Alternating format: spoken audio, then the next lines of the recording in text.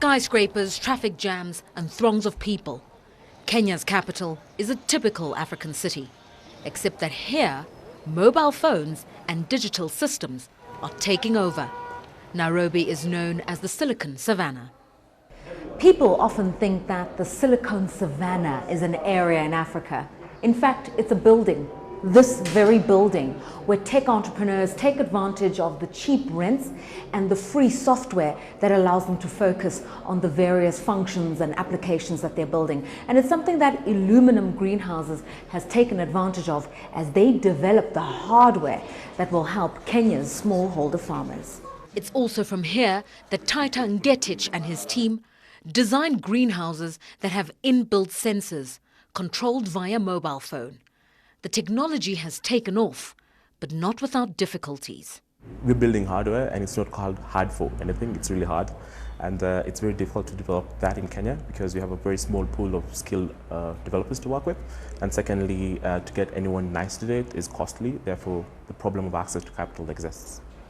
There's a fusion of talents here as developers, agricultural experts and investors from America partner to create this product.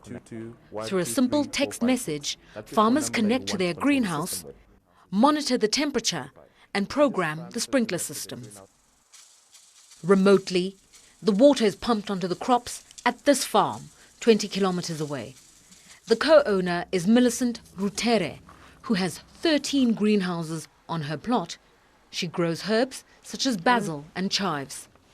She began farming as a child and feels strongly about the plight of women, who are the majority of Kenya's smallholders.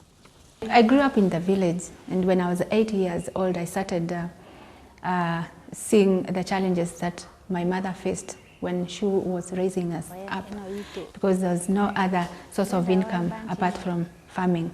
When my mother tried to work in the field, my father would take all the money and misuse the money.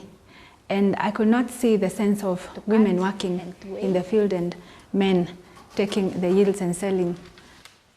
It's for this reason that Millicent farms cash crops destined for Europe and Dubai. Even though Kenya is moving towards a modern economy, more than 70% of the population still live in rural areas. The younger generation, who are exposed to different opportunities, have found a way to match the old Kenya with the new.